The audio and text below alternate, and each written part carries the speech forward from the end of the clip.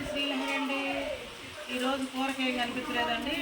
మన చెట్టుకి మన ఇంటి చెట్టుకి రెండు ములక్కాయలు దొరికి మొదటి కసుకుంటే అవి ఇవి కలిసి పూసేద్దామని చెప్పి 4 ఉల్లిపాయలు తీసుకున్నానండి.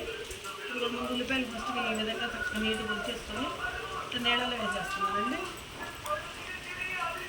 ఉల్లిపాయలు పొద్దునే అది వేసిపోతుందండి. అది ఉల్లిపాయలు అసలు నాకు పడదండి. ఉల్లిపాయలు పోతే కళ్ళ నీళ్ళు వస్తే ఉల్లిపాయలకి ఈ విధంగా మంచిగా కడిగేసుకున్నానండి. ఇది 2 ములక్కాయ ముక్కలు కోసం వేసుకుని ఇవి కూడా నీళ్ళలో వేసేస్తున్నాను.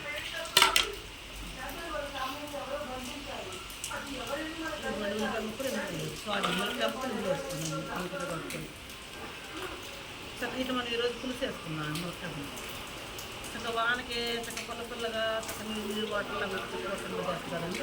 చట్నీలుగా అవిగా కనిపించేస్తాను. ఇప్పుడు మనం ఉల్లిపాయ ముక్కలు వస్తున్నానండి. ఉల్లిపాయ ముక్కలు నేను అట్లా అందరూ నిలువు పోతాను, నేను అడ్డంగా పోతున్నానండి. అంటే పులుసు కదండి, ఇదిగోండి ఈ విధంగా పోతున్నాను. ఈరోజు పిల్లలకి సెకండ్ సాటర్డే అంటే సెలవు. ఈరోజు పిల్లలకి బట్టలు పట్టుకుని బట్టలు చుట్టుకోవాలి. టిఫిన్ చేస్తానండి. చట్నీ లేదని పిల్లలు ఇడ్లీ వద్దు అంటున్నావు మా పిల్లలు. నేను వేసరికి చట్నీ చేసే నాన్న వీడియో ఏం చెప్తున్నాను. నువ్వు కరెక్ట్గా తీసిపోతే నవ్వుతారా ఆ వీడియో చూసి. ఈ అమ్మాయి వీడియో తీసుకోవడం కూడా తీసుకుంటారు. నాకు బుద్ధిగాడు తీసి పెడతాడండి. అప్పుడప్పుడు నాకు స్టాండ్ లేదు, తీసుకున్నా అంటే కుదరట్లేదు. ఇట్లా పిల్లలు ఎట్లా తీస్తారంటే ఇట్లా తీసినప్పుడు నేను కూడా ఒక్కొక్కసారి నేనే తీసుకుంటానండి. అట్లా నేను తీసుకున్నప్పుడు నా ఫేస్ కనపడదండి, పిల్లలు తీసినప్పుడు నా ఫేస్ కనపడదండి. నేనే తీసుకుంటున్నానండి. ఈ ముక్కలన్నీ ఈ విధంగా పోసుకున్న తర్వాత అప్పుడు మనం కొద్దిగా కరివేపాకు వేసుకుని కొద్దిగా మరింత కరివేపాకు వేసుకుంటారు.